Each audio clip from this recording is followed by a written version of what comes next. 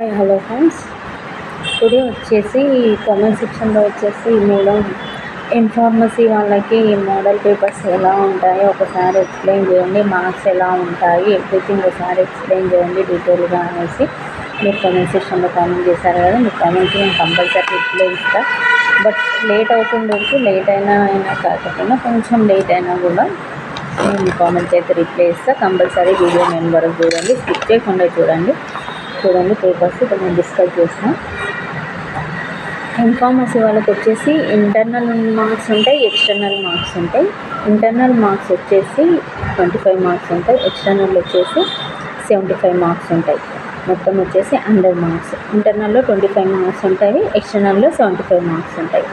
Internal exams ఉంటాయి కదా, internal 1, internal 2 ఉంటుంది. దాంట్లో దాన్ని చేస్తారు అన్నమాట, క్యాలిక్యులేట్ చేసి చేస్తారు.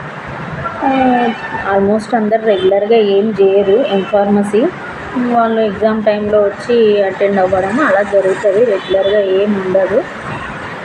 50% రెగ్యులర్గా ఏం చేయరు, జాబ్ చేసుకుంటూ ఆప్షనల్గా చేస్తారన్నమాట. అది ఇప్పుడు మనము ఎక్స్టర్నల్ ఇన్ఫార్మసీకి జిఎన్టీ యూనివర్సిటీ నుంచి మోడల్ పేపర్ ఏ విధంగా ఉంటుందో ఇప్పుడు చూద్దాం.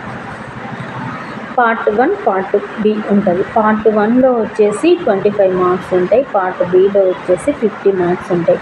మనకు 5 యూనిట్స్ ఉంటాయి. ఏదైనా ఏ సబ్జెక్ట్ అయినా 5 యూనిట్స్ ఉంటాయి. ఒక్కొక్క యూనిట్ నుంచి ఒక్కొక్క క్వశ్చన్ ఉంటుంది అన్నమాట.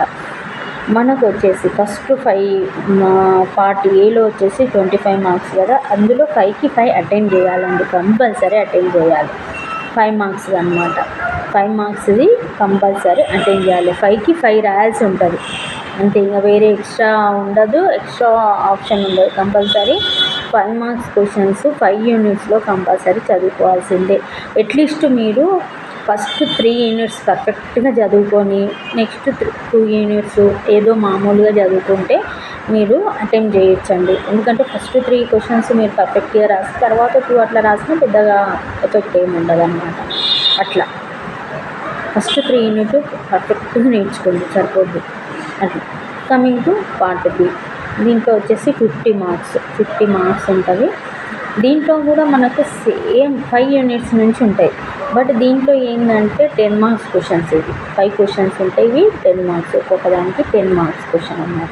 అయితే మనకు ఒక యూనిట్ నుంచి 2 క్వశ్చన్లు ఇస్తారు, రెండిట్లో ఒకటే రాయాల్సి ఉంటుంది. ఒక యూనిట్ నుంచి 2 క్వశ్చన్లు ఉంటుంది, దాంట్లో మనము ఒకటే రాయాల్సి ఉంటుంది. ఆప్షన్స్ ఉంటాయి మనకు, అందులో రెండింటికి ఒకటి రాయాలన్నమాట. ఎన్ని ఇస్తారు మనకు? 10 ఇస్తారు, 5 రాయాలన్నమాట. దీంట్లో 10 ఇస్తారు, 5 రాయాలి. 5 × 10 50 మార్క్స్ అన్నమాట. అట్లా దీంట్లో మనకు ఆప్షన్ ఉంటుంది కాబట్టి 10 మార్క్స్ దాంట్లో మనకు మార్క్స్ కవర్ అవుతాయి. అందుకే ఫస్ట్ 3 యూనిట్స్ పర్ఫెక్ట్గా చదివారనుకో మనకు 30 మార్క్స్ కదా, 30 అన్నా 25 వచ్చినా అక్కడ మనకు 15 మార్క్స్ కదా, 15 అన్నా 10 మార్క్స్ వచ్చినా 25, ఇది 10, 35 మార్క్స్ వస్తాయి.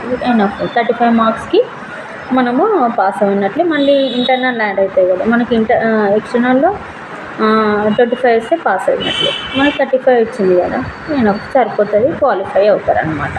ఆ విధంగా మనకు ఇన్ఫార్మసీ వాళ్ళకి మోడల్ పేపర్ ఈ విధంగా ఉంటుందండి. చూడండి, ఇట్లా మనకు యూనిట్ నుంచి 2 క్వశ్చన్లు, ఇది ఆర్ ఇది అనేసి ఏదో ఒక క్వశ్చన్ మనము అటెండ్ చేయాల్సి ఉంటుంది పార్ట్ బి నుంచి. అట్లా అన్నమాట. ఈ విధంగా మనకు లాంగ్ ఆన్సర్స్కి ఆప్షన్స్ ఉంటాయి, షార్ట్ ఆన్సర్స్కి ఆప్షన్స్ ఉండవు. షార్ట్ ఆన్సర్స్ చూడండి, 5కి 5 రాయాల్సి ఉంటుంది. 5 ఇస్తారు, 5 రాయాల్సి ఉంటుంది. ఈ విధంగా ఉంటుంది మనకు ఇన్ఫార్మసీ వాళ్ళకి మోడల్ పేపర్ అనేసి. ఈ వీడియో మీకు నచ్చినట్లయితే కంపల్సరీ వీడియోని మీ ఫ్రెండ్స్కి, రిలేటివ్స్కి షేర్ చేయండి. క్లోజ్ నెంబర్ అయితే చిన్న లైక్ చేయండి.